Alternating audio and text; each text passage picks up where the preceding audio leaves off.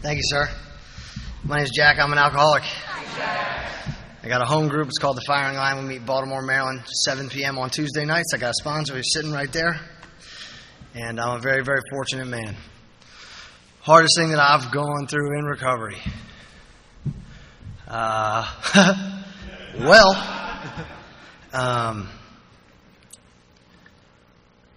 6 years sober, I hit a bottom that I didn't know was possible to hit without drinking. As a result of a lifestyle that I was being driven to live by a condition that I hadn't fully conceded to having.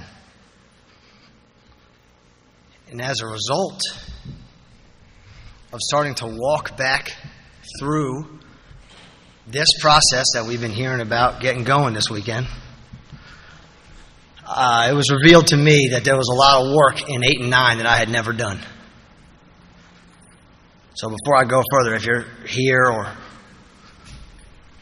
thinking about or talking about or knowing that there's a lot of work in 8 and 9 that you haven't done and you're scared to do it, I'd love to talk to you. Because my life has been transformed. But one of the hardest things in my whole life that has happened about halfway through that process, right when the book told me I was going to be amazed. The FBI showed up in my life. Now, I had to walk away from my work life because what I was doing was not right. And the way that I was making money and the way that I was treating people and living was just wrong. And as I started walking through the amends process, my now wife and I, who's here, who I hope you all get to meet, we're on a trip. And we were going and seeing multiple different people. And we actually had just left a retreat 5 minutes from Bill's house. And we drove down to Maryland. And we went to bed that night. I woke up the next morning and I was going to make 2 direct amends. My best friend, Jack Christensen, who died of an overdose, his older brother, and a young woman named Lauren. And I got a phone call as I was sitting in On Awakening that morning. And the phone call said, "There's 5 FBI agents in your father's living room, and they have a federal arrest warrant with your name on it." And I said, "What?" And my heart sunk, and I went and I grabbed Cleo, and we prayed, and I started freaking out, and I started calling my sponsor, and he got on the phone with some people, and we started walking through this. So let's just talk about just this day for a moment. This moment of driving to 5 FBI agents. I'm a guy that before I got to AA, I was worried about $40 a day. I don't know anything about the FBI. That's not my story. You know what I'm saying? I was in between like the $20 and $60 a day range of drinking or whatever else was going on. I don't know anything about the Federal Bureau of Investigation except for television shows. Like, I don't know that I'm about to get taken to an undisclosed location for real and put into some place that I don't know where I am for real, and that they're going to have to go through processes and ask me questions, and if I answer, I can't answer, and if I need to know to answer, and who am I going to answer, and what. I have no idea what's going on. All I know to do is to ask God, what do I say now? What do I say now? As they're pulling me out of the car and putting me in handcuffs. And what do I say now as I'm walking in to getting interviewed? And what do I say now as I'm getting taken into processing? And what do I say now as I'm standing there looking at the love of my life in the eyes and I can see the fear? But I'll tell you that amidst that fear, looking at my father and looking at Cleo and looking at these newfound friends, that there was a stillness underneath it that is I can't touch, but it's so real. Because it became very clear as I walked back through the steps that I became willing to go to any lengths for victory over alcoholism. Because alcoholism with no alcohol involved was killing me. And in that moment, that admission of that willingness, you're going to show up and take this, or you're going to run. I'll never forget my dad saying, "I wouldn't have blamed you if you wouldn't have showed up, man." You know, like, very matter-of-fact guy. I know there's no choice in the matter. It was as clear as day. So we go for processing and what's going on. I'm sitting in, and I'm the type of guy that I haven't been arrested in a long time. So I'm in shorts, flip-flops, and a T-shirt. I got ankle shackles on with no socks. Not feeling great. So I'm like asking the guard for help. They don't really want to help you so much. But what happens is, like, I'm sitting in there, and all I know to do is it's all I know to do. I've been programmed. I'm sitting in there, and there's 2 other guys in the holding cell, and I just start asking them about them. I just start directing my attention to the only other 2 people that I got, while continuously just asking God, is this real? Is this real? Is this real? Is this real? And I'm shaking inside. My little leg's shaking right now, but I was vibrating. And at the same time, in the same moment, was God, quiet, still, with this just powerful, booming, resounding, clear-cut path of like, you didn't actually think that this was going to be it, but this is it, man. And it's funny because that's where I went when that topic was said.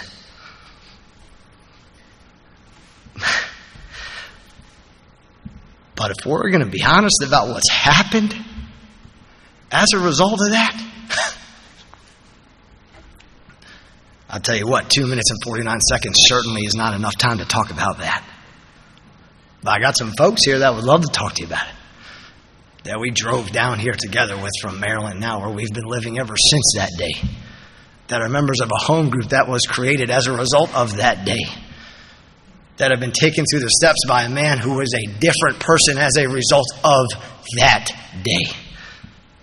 So it's really the hardest thing I've gone through? I don't know. It's obviously the first thing that comes to mind because I'm still awaiting sentencing. Because I pled guilty 2 years ago and I'm still waiting to know what happens, with simultaneous the understanding that whatever happens is perfect. Standing knee to knee, crying in my sponsor's barn today with the absolute clarity after reading inventory that there is nothing that's bigger than God and that God can't do. But I wouldn't mind if they gave me Don Landis' number for restitution, because mine's a lot bigger than that.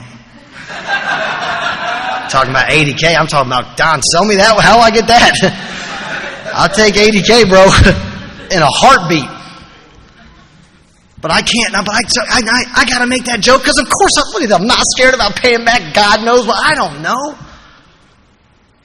But what type of joy and beauty has come from that day? I'm sitting in that little. When you're in there, you got they take you to this little thing. You're sitting on this little metal stool, about to sign your life away on some little piece of metal, and where they slide your papers under, and there's 4 grates, and you can't even see who's on the other side.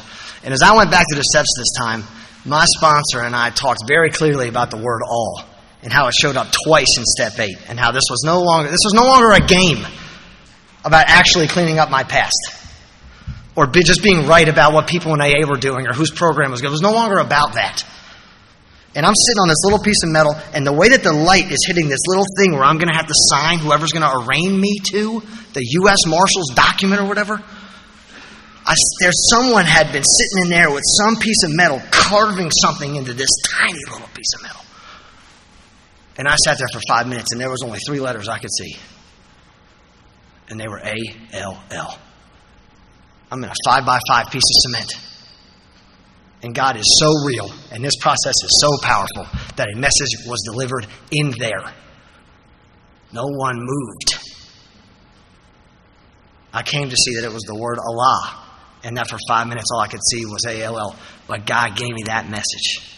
Thank you for letting me share.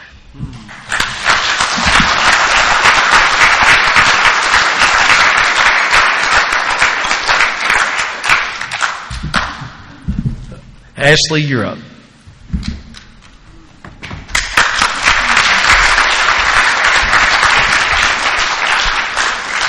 I am an alcoholic. My name is Ashley. Nice to hear that live after several years. My sobriety date is the 30th of December 2006. I'm real fond of that date, so I don't plan on giving it up anytime soon. And I have a home group. It's called the Beacon Group. We meet online Monday through Fridays at 12 Eastern. It's real dynamic. We're solution-based. Someone reads from the Big Book of Alcoholics Anonymous and shares on the step for a half hour. Then we break into small rooms And I would love to have you join us. We also have a speaker on 3 speakers on Wednesday nights. I have a sponsor, and I also sponsor women, and I believe in the steps, the traditions, and the concepts of service. And I'm going to share about 2 things. Excuse me. The first has to do with, and they really pertain with emotional sobriety as well as physical sobriety from alcohol. The first is that I had a 14-year relationship with a man, and in many ways it was a very good relationship. Certainly on the outside it looked great, and it was a very loving relationship in many ways. And I felt that spiritually I was dying, and because I had learned that the great reality was inside of me and that I could trust the God of my understanding.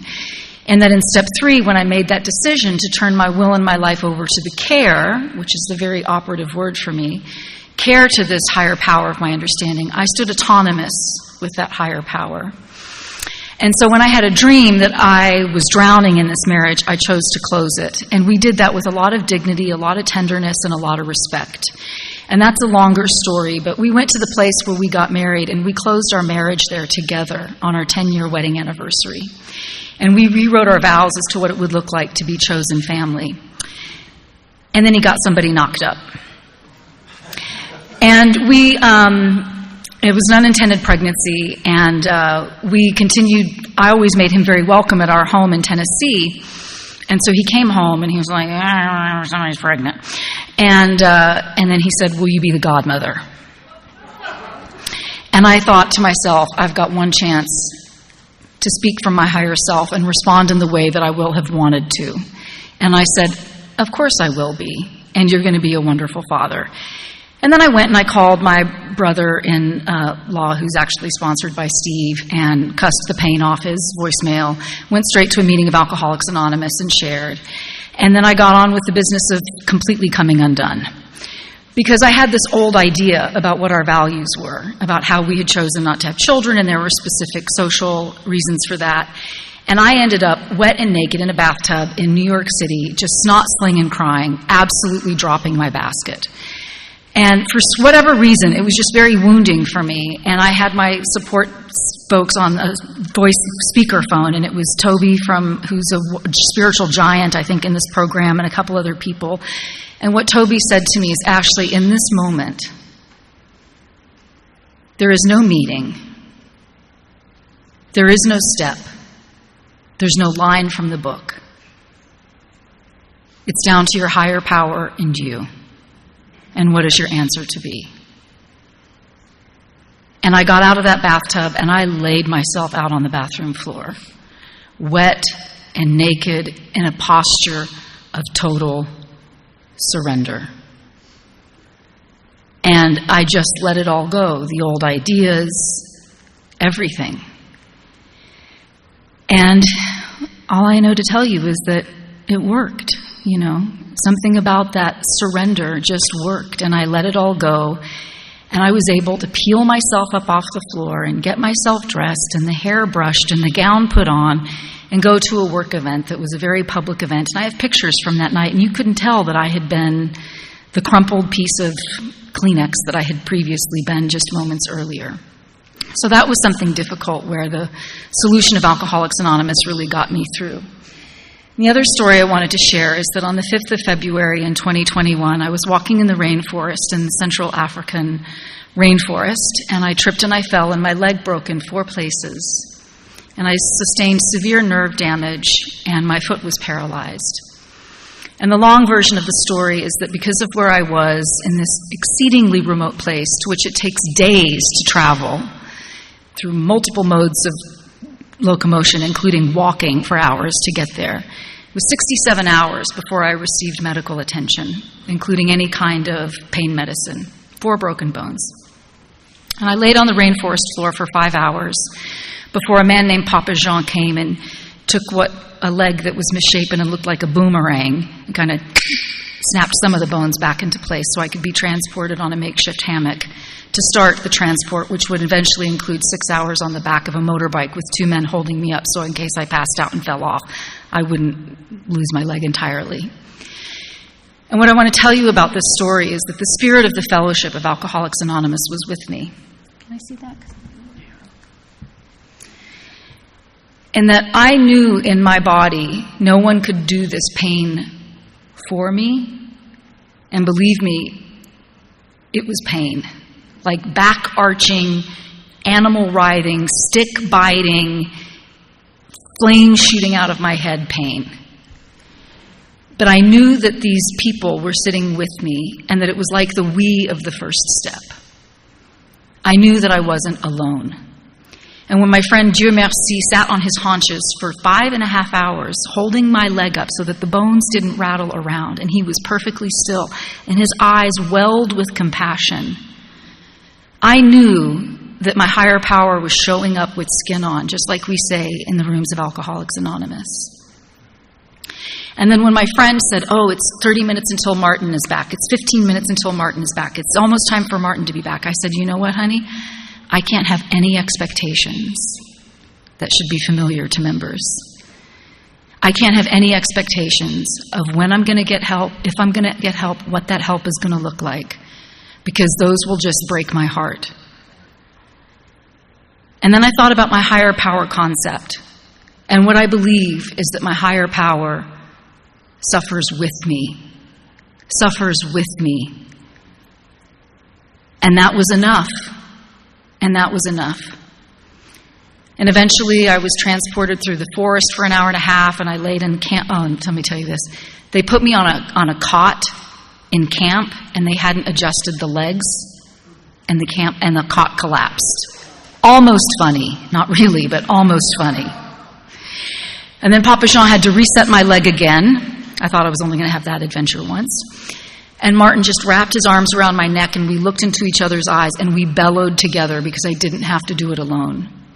And then when I got to the village, we decided that someone needed to ride, as I said, on the back of the motorbike with me. And Martin said, no la toca, which is the local booze that they drink. He wanted somebody sober. Crickets. Crickets. And then I spoke up and I said, I want a man of God. Where did that come from? And my friend Maradona, he said, je vais, I go. And he rode with me. And then someone said to me, Ashley, you need La Toca. You need a painkiller. And I recoiled as if from a hot flame. I reacted sanely and normally because the problem has been solved. And those 10-step promises were just with me. It was not a choice. There was no way I was going to drink because I knew I would come to a future meeting of Alcoholics Anonymous and I would be accountable to you. And I would say to a newcomer, there's nothing worth drinking over. There's nothing a drink will make better. And I wasn't going to say to someone, this program doesn't work, because I'm living proof that it does. So thank you very much for the opportunity to share a little bit on the question. I really appreciate it. Thank you.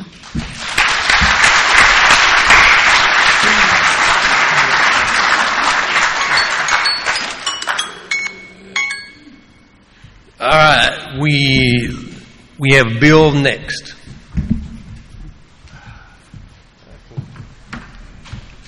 I'm bringing this. You're my backbone, but this is the roots. Okay, I'm Bill, and I'm an alcoholic. Just this little bit. There we go. My sobriety date is January 28th, 1989, and I can only tell you that it's because of people like you that I'm sober today. And my story tonight, my gosh, this kind of blindsided me, and it's not about my dad standing at the jail cell telling me I'm crazy after being arrested for a felony. It just isn't.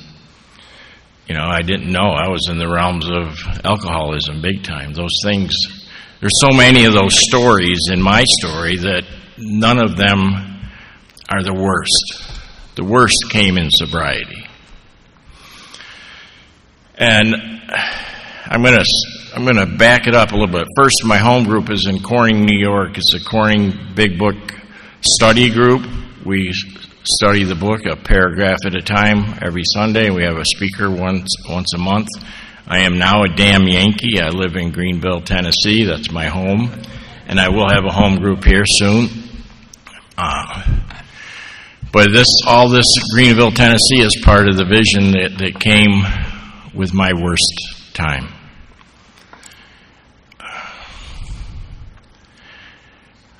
I met a woman in 1975, and we met pretty actively. You know, back in 75, things were pretty crazy, and we hit it off, and we were together for 43 years. We got married at a young age. Well, not that young, but it was 1980. 1981, I was in my first rehab. She was there side by side. And her addiction, my addiction, we just flourished through the years, but I managed to get sober at a certain point and walk through this program and stay with this program, and you taught me how to live with that relationship. I didn't need to run from it. I was a part of it. We had 3 glorious children, and life was wonderful. It really was, even though the ups and downs, as it talks about in our book, nothing's perfect. We heard it all tonight. You know, Jennifer, God, my gosh, you know, keep banging your head against the wall. Sooner or later, your head's going to get sore. You'll put another body part against it, I guess. But I can tell you that it wasn't easy. And in 2014, I had my biggest spiritual awakening of all. And I'm going to tell you about this because I had spiritual awakenings, and as Bill talks about it on page 12, you know, for the moment, and then how blind I had been. You know, worldly clamors took over, and away I went. I had the white light moment. It was in 1981, my first rehab. But what happened to me in that 2014 was something was missing. My soul was missing. I had a hole in my chest as big as this room, and I didn't know what to do. I had no idea. I had different sponsors through the years. I had all these things. I was going to AA, and I was being the whatever, and I could sponsor a guy, and I'd get to a point, and I wouldn't know what to do. I got nothing for you, and it was scaring me. And all of a sudden, God does some amazing, amazing work. I'm at a meeting, and this woman says to me, Bill, would you like a CD? I've never listened to it. And I said, I'd love one. Boom. I put the CD in. It's the third step. Well, KDP was the third step. Some of you know her, some of you don't. Well, her husband, Charlie, is my sponsor since pretty much that day. But to fast forward, that changed my life. That's when this book got opened, and now the pages are falling out of it. It was on my shelf collecting dust, and today it gets used every day. And we practice these principles in all my affairs the best I can. So now I'm going to fast forward, and what this all has done for me is give me the ability to walk through some of the hardest time of my life, which was my wife dying from this disease. And I can only tell you that there's certain people in this room that I could put the light on, because the light's on them still, that walked me through some of the hardest times of my life. And I can't tell you put my finger on one point that saved me through that, because I'm a runner, man. I'm not going to let anybody know what's going on with me. I'm the double actor. I'm the guy 60 to 63. I'm all those things. And I still can be all those things. But the principles and going through those 10th-step promises that Ashley touched on, oh my God, I didn't even know what that 10th step was. I got to talk about what was going on with Bill. Hey, January 1st, first year my wife was passed. I'm freaking crashing and burning. I mean, I am really down. Pick up the phone. Wow, pick up the phone. That's different. Call my sponsor. I said, Charlie, I'm dying here. I went all day in misery with this thing, because that was our anniversary of meeting each other, January 1st. He says it, he still tells from the podium, it was the best 10th step he ever did. He handed the phone to Katie. He gave the phone to someone with the experience that I was having. And she walked me right out of that darkness, back into the light. You know, the Father of Light presides over us. It says it in the book. And it's so true.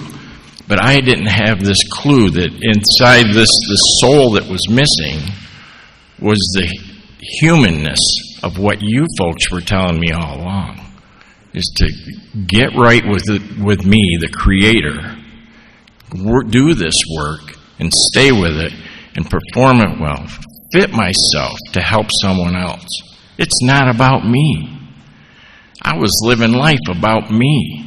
Today it isn't. And that's all as a result of working these steps, you people traveling all over the countryside, hugs from Dane. I'm in Greenville, Tennessee, for crying out loud. Do you think Bill Stewart had anything to do with that? This God shined a light here 3 years ago, and Bill said, wow, I love this place. And here I am. Wake up on a Saturday morning, well, there's the house. Done. God comes up my driveway. Not God, but these people came up my driveway in New York. We love your home. The house is full of life now. And that's what it was always supposed to be. God loaned me that home to raise my family for 20-some years. I built it. Pond, deer running around the whole 9 yards. My dog and I went down the driveway. Kids were frolicking, the dogs were running, and the place was alive with life. I got to pray with those new owners in my family room. I can't make this up. You know, we've all just talked about God here tonight and what He's doing for us, what I couldn't do for myself. And He'll drag me into places, and I'm a hard learner. And God makes it that way, I think, sometimes. You know, yesterday was one of those examples. I won't get into it, but everything just went bam, bam, bam. Just like, I couldn't have done this. And it just happens. And then Dane and Rhonda show up, and Jack, or not Jack, but Peter, and we have lunch. You know, I did a day's work before they showed up, and life was good. I can't make it up. I just can't. I'm really blessed to have Alcoholics Anonymous. I'm even more blessed to have this God of my understanding that I never knew. I had no idea. It's ours, it's yours, and we're united here. We did the Our Father tonight, and it rocketed me. How long's it been since you grabbed somebody's hand and said the Our Father and felt that gyration? That's the deal. That's the deal. That's why I'm here. Yeah, it's that light, and I'll stay in it. And I appreciate it. Thank you.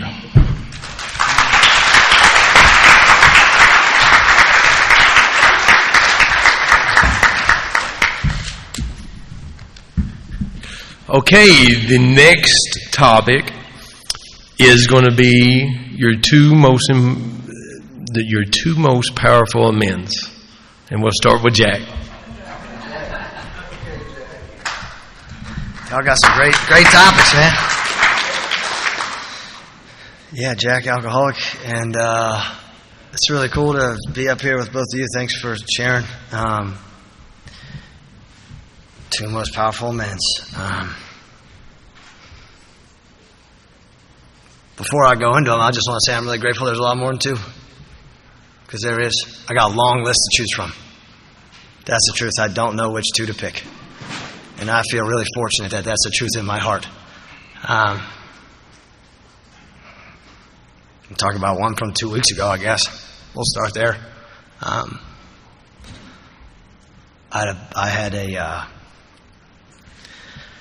There was three of us that grew up together and who kind of went down a road where we all, at some point, probably could have ended up hanging out with each other in here, you know. But we went three different ways to get sober. I ended up coming to see y'all, thank God. One of my buddies was able to kind of like go back to school and somehow manage something that I was never able to manage. And my other buddy went into the military. And his name was Jack, too. And he was the youngest of three sons, too. And I was living in Los Angeles, being a big shot. And one of the last times he called me, I didn't answer the phone. Sad to say, but it's because I thought, you know, he wanted something from me. Because that's the guy I am at 4 or 5 years sober.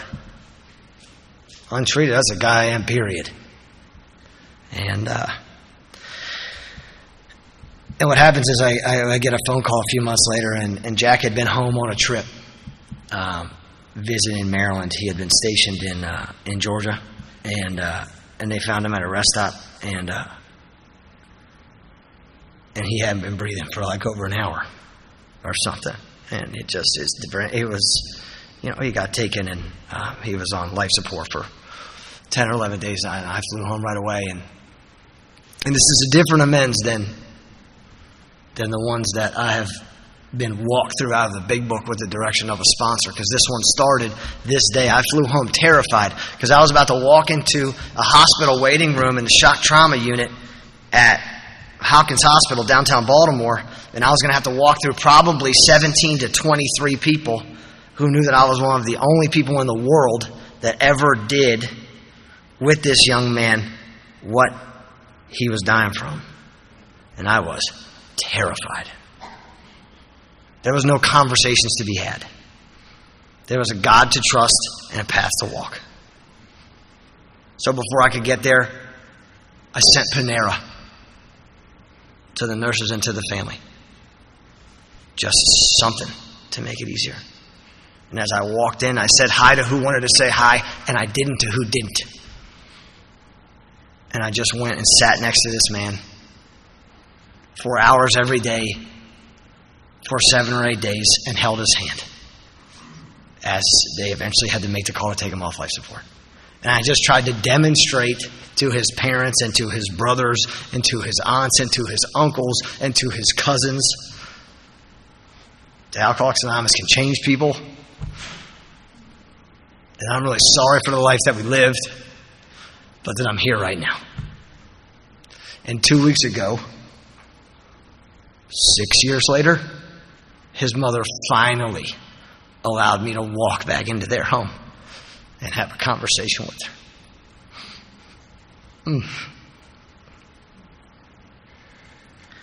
And one of the biggest questions she wanted to know was, why do you think my son died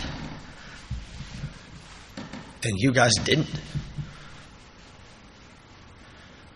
And thank God for some intuition and the ability to just say, I have no answer for that, and I'm just really sorry.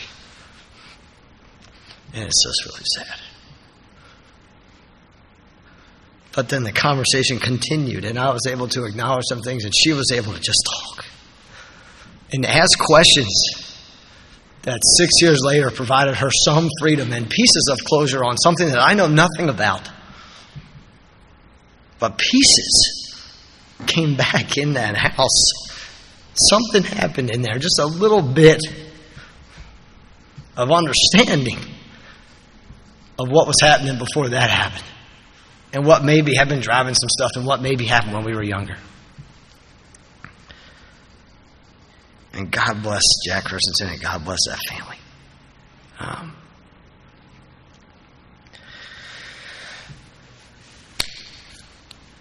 Drew Weston. I moved to Los Angeles and started this company. That was a sham. That was healthcare fraud, is what the FBI would tell you it is. They're rather black and white. That's how they have it listed on the charging documents. And this young man, I had the idea to use his last name in the name of helping people, and got permission from his family to do so because he had passed away. And at one point I had taken him through the steps and tried to sponsor him. Because I'm that guy, man. I don't care about AA's name. I'm not worried about unity. I don't care about the church. This is about, I got an agenda, man. I got stuff to do. There's a good motive behind it. Let's go. There's no pause. There's no sponsorship. None of it matters. Because I just run through the world, and I run through AA the same way, especially when I'm right. And what happens is, as we've talked about already in the first 10-minute segment we've spent together, right? Company didn't end so well. Huh? Entire sects of the city of Alcoholics Anonymous hated that name because that's what they knew our name as. I tarnished this man's family's name in a city where they had relatives based out of my necessity and want to line my pockets with money by using human beings as the vehicle to do so. And so as a result of going back through the steps, I end up, again, thank God for having a sponsor who has had experience and the willingness to ask when not, and just someone to walk through. Because I end up at an amends with an ex-girlfriend of his. And she's the one that wakes me up to the fact that I thought she was going to be upset about the way I treated her. And all she wants to talk about is what I did to this man's family's name. Because I'm 40 amends in, and I'm still sitting with this person, and I have no idea why I'm sitting there. And I'm really glad that I'm getting more clear that every time I go somewhere, I still don't know why I'm there. And she says, I mean, yeah, you did that, and but let's talk about this young man's no longer with us. And, came out of there and called my sponsor, and he's not shocked that I got told something that I didn't know. Well, he's not very surprised, but I was at that man's grave the next day.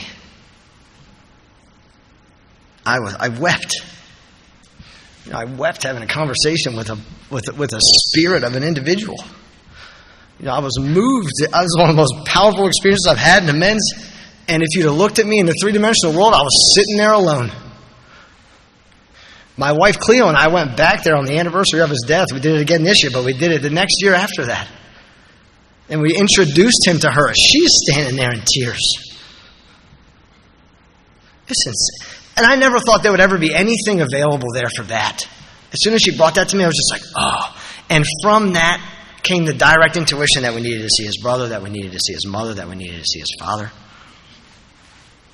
And we were able to go back to his grave March 6th and send some messages to his family as we were on our way out there. And sit down with him and spend a little bit of time with him.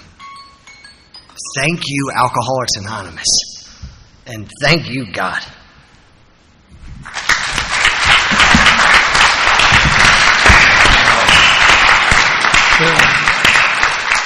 Yeah. I know y'all wanted to know what his charge was, didn't you? Yeah, I was like, man, I'm gonna have to ask after this, but anyway, Ashley, you're next.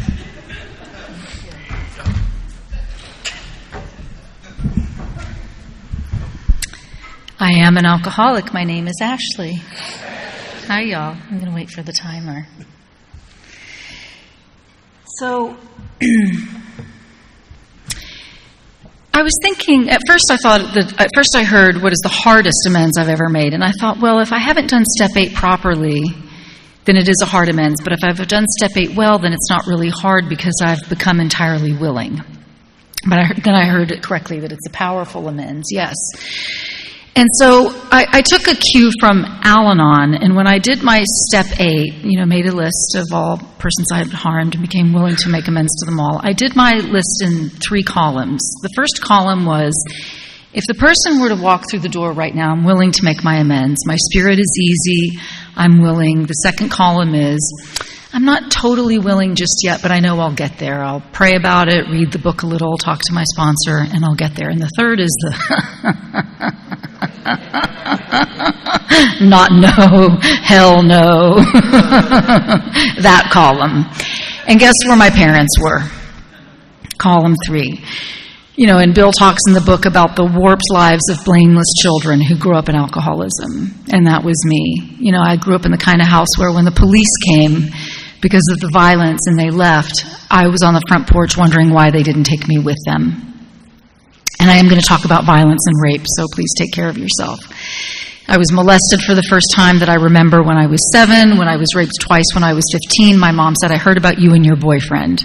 My mother was absolutely clueless about violence, and it is no child's responsibility to protect herself from exploitation.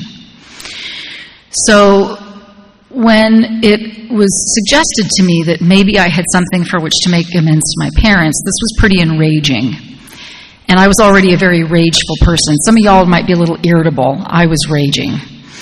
And I was even told that my rage preceded me before I walked into a room, which I found rather angering. And, over time, it was actually a good fourth step, and giving it away in a fifth step, where a member of Alcoholics Anonymous helped me separate out the things for which I had not been responsible as a child, where I was that blameless, needy, vulnerable, dependent child growing up in the family disease, and then the things for which I could take responsibility as an adult, that helped me separate out where I could take responsibility for the things I had carried as an adult and the behaviors on which I had acted out toward my parents, like carrying the rage when, I was squandering the hours that might have otherwise been worthwhile, as it says in the fourth step in our book.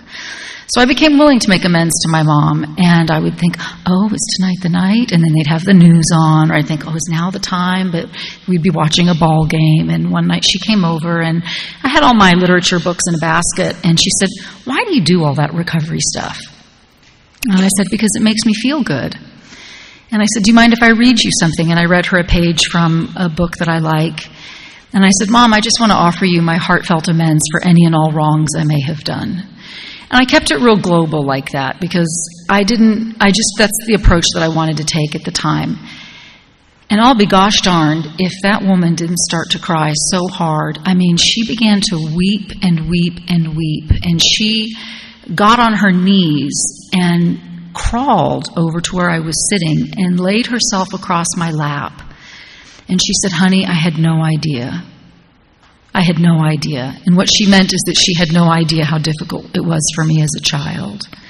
And she ended up spontaneously making her amends to me for having an untreated and undiagnosed mental illness, for leaving me alone when I was in the 10th grade. And when I mean alone, I lived alone for an entire school year without any adult, without any caregiver, without a neighbor looking in on me. No teacher noticed. No one from Child Protective Services showed up. I lived alone because my mother went on the road and left me. She made amends for all of that because I became willing to take responsibility for the rage I had carried as an adult. And today, she and I have a great relationship, We hang out, we do all kinds of stuff. She hugs me and tells me I'm an extraordinary woman, and I'm able to accept the love she's capable of giving me today. And I don't want to miss out on that. So that was the willingness of step 8 that gave me back the mom that alcoholism and mental illness robbed me of when I was a child. And the same is true with my dad. When I had my accident, my dad was the one I called, and he flew halfway around the world to be with me. And for the second half, I want to flip it and talk about an amends that I received, because Alcoholics Anonymous has also taught me how to receive a heartfelt amends. So I was raped in 1998 by someone I had known since the first grade. And we had a long friendship, and I knew his family. I was real friendly with his brother. And after the rape, I didn't have any contact with him, but I'd always wondered if we could have a restorative justice process, because there had been so much relationship over so many years. And I was going to be going to his state last fall.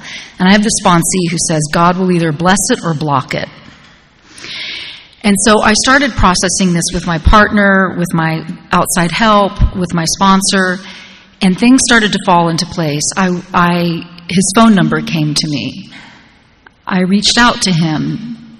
He responded. I asked if he might be willing to get together. He was enthusiastic. We found an agreed-upon place. He came over to where I was staying. We were sitting in rocking chairs overlooking the woods in Kentucky.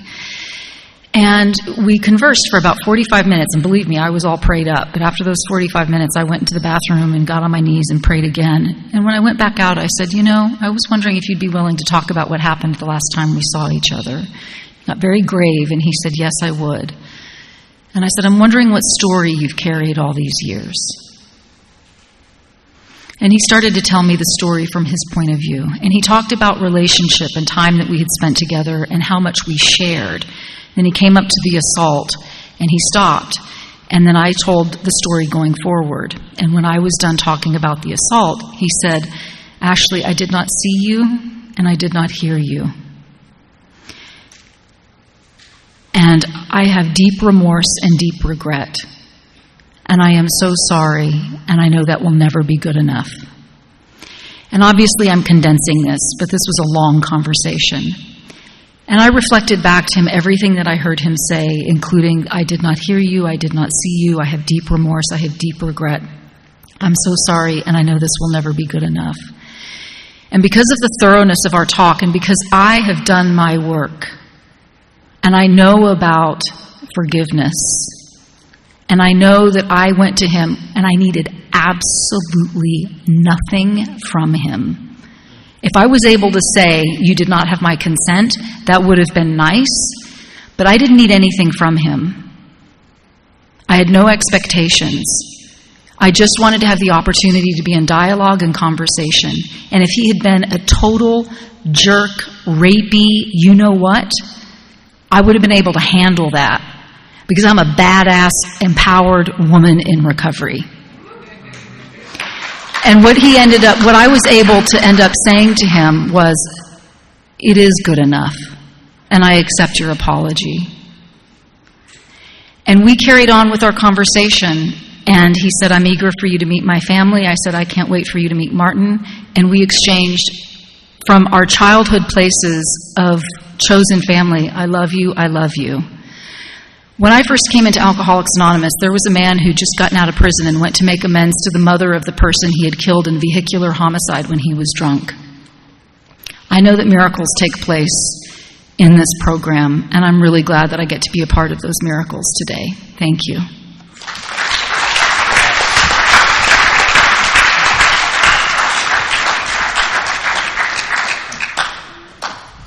Bill Ziegler, yeah. Come on over here. I just know your mind's not working too fast tonight, man. I get it. I love this guy. He's been picking on me for 3 days.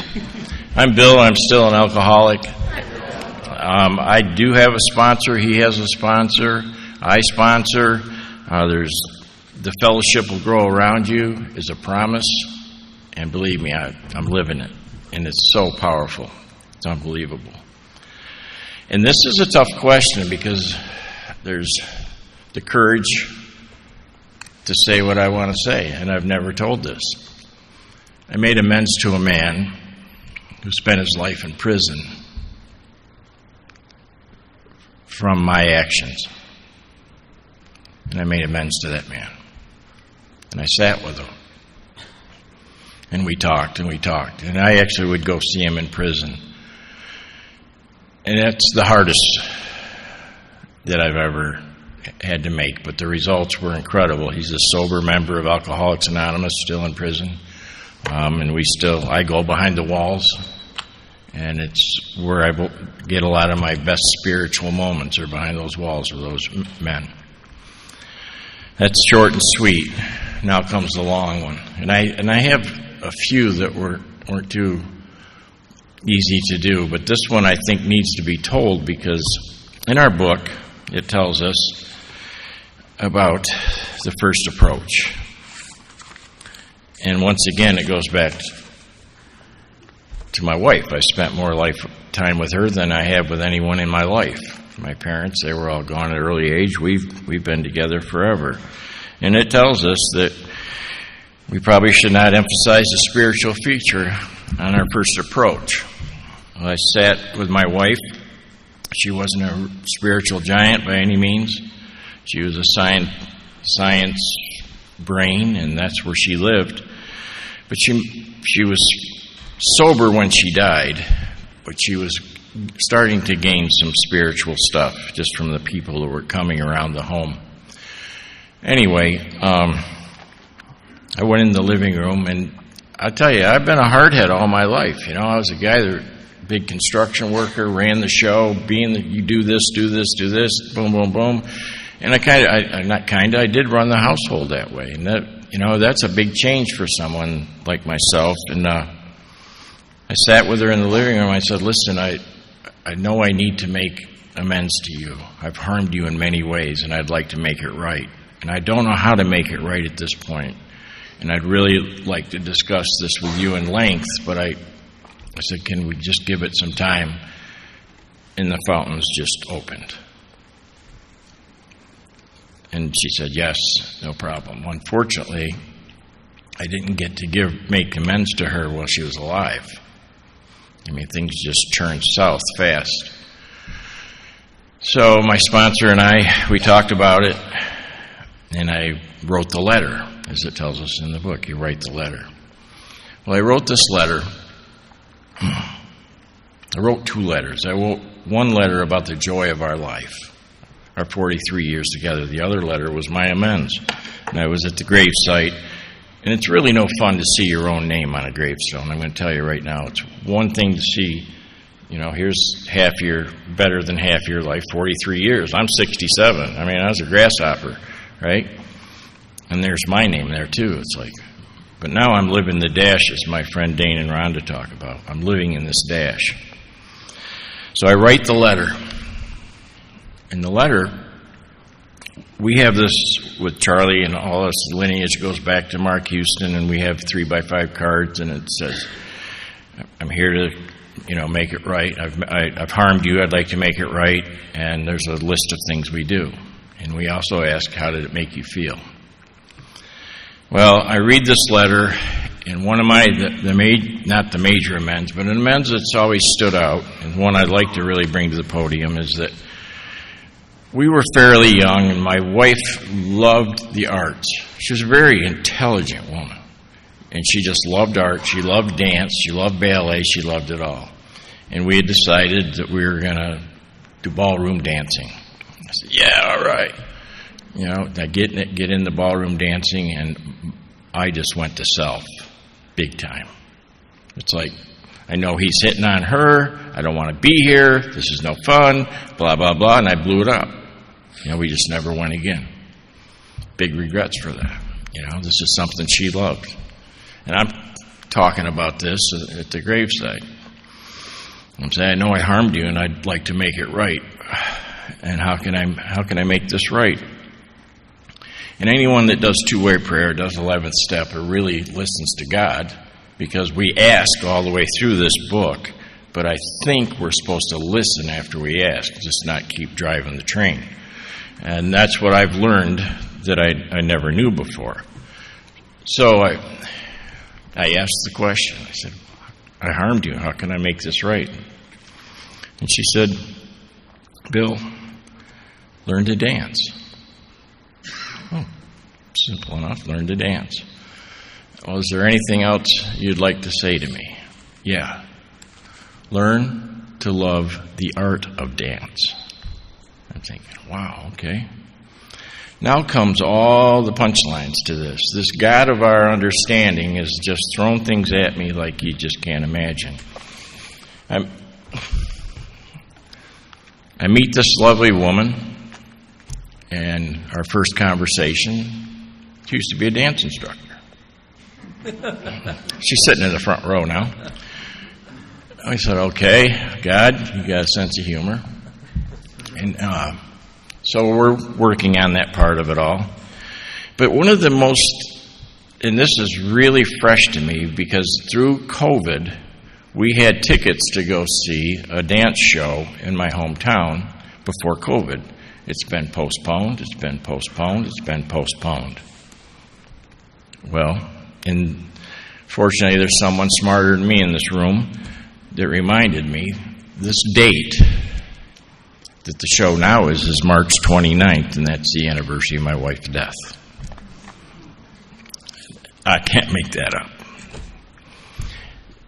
There's just so much that comes from the power of making an amends, whether that person's gone or they're standing eye to eye. I've been thrown out of offices. I've been to the man you hate. I've made amends. I had to make amends to my best man. And it was 44 years old or longer. I don't even know. And I made those amends. And the power that comes from it all, I'm free. And that's not really my goal when I go in there. It's to obviously give them an understanding that I know I turned your world upside down. I turned my father's world upside down. I was the root of the problem. The amends, the cash register amends I made to my father when I was in rehab, was the last time I saw him. It was July 5th, 1981. He died October 6th, 1981. I made friggin' amends for cash register. Since then, I've written a letter for the guy that stood in front of that jail cell. told me I was crazy and then mortgaged his house to get me out. He was right. I was crazy. He should have left me there. I got to tell you, this has been an honor. Thank you, Ashley, Ben, and my good friend here, Jack. I got to get my arms moving, though. Jack is the best at it. I love Jack. We go back. And thanks again. Thank you.